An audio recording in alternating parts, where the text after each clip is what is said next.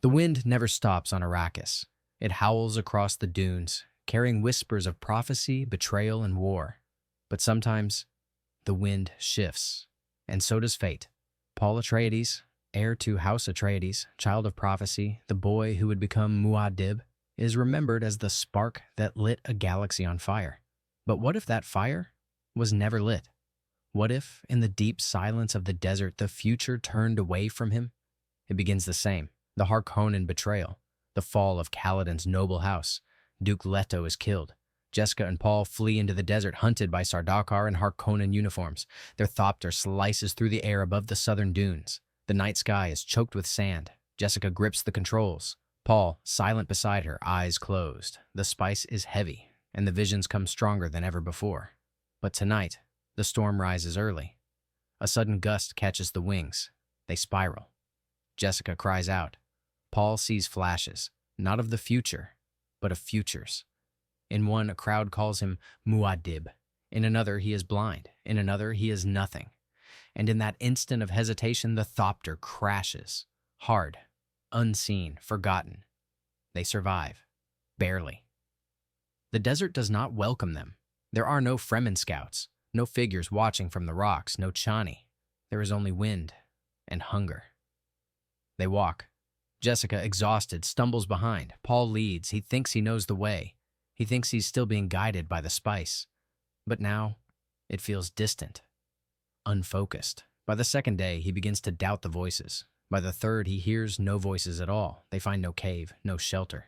They drink what little water remains in their suits. The sun cracks the horizon. They keep moving. On the fourth morning, Jessica collapses. Paul kneels beside her.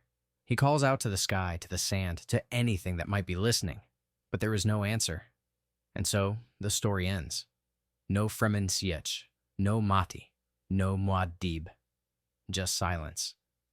Just sand. The news never reaches the palace. Paul Atreides simply vanishes from the pages of history. With no heir, House Atreides fades, remembered as a noble line undone by ambition. The Emperor, Shaddam IV, maintains his rule. The Harkonnens return to Arrakis.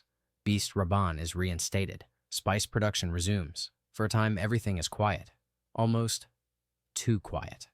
The Bene Gesserit are troubled. The Kwisatz Haderach was supposed to rise. The breeding program, centuries in the making, was nearing its conclusion. Paul was the key, but he is gone. So they shift their focus. Jessica is pregnant when she dies. The child is recovered. Aaliyah, born conscious, born aware. Raised not in the heat of the desert, but in the cold calculation of the sisterhood. They try to mold her, but she is not Paul. And what they create is not salvation. It is power, unstable, untamed. Deep beneath the surface of the desert, the Fremen continue waiting. They still believe in the prophecy, at first. But seasons pass. No outsider comes. No leader rises. No Messiah speaks the sacred words. Faith falters. Some cling harder. Others turn inward.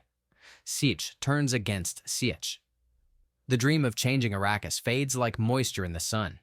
Liat Kynes' work is buried. Stilgar grows old, Chani marries another, and the worms sleep beneath a world that has forgotten how to hope.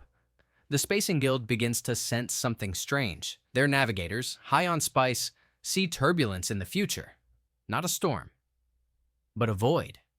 Where once Paul Atreides burned bright in their prescience, now there is nothing. Without that beacon, their calculations drift. They make mistakes. Trade routes collapse, piracy increases, minor houses rebel.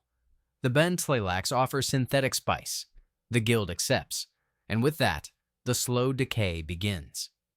The galaxy does not fall in fire. It simply unravels, quietly. Without Muad'Dib, there is no jihad. No billions dead, no golden path, no rebirth. But there is also no resistance, no revolution, no vision. Paul Atreides was never a god. He was a boy. But he stood at the edge of the desert, and the desert chose to speak through him. In this story, it chose not to. And so, the wind keeps blowing. But no one listens. The spice flows, the stars turn, and Arrakis sleeps. This was just one vision, one thread in the spice stream. What if Paul had lived but rejected the prophecy? What if Chani had become the Mahdi instead? What if the desert had chosen someone else? Comment your own what if below, because on Arrakis, fate is never fixed, only rewritten.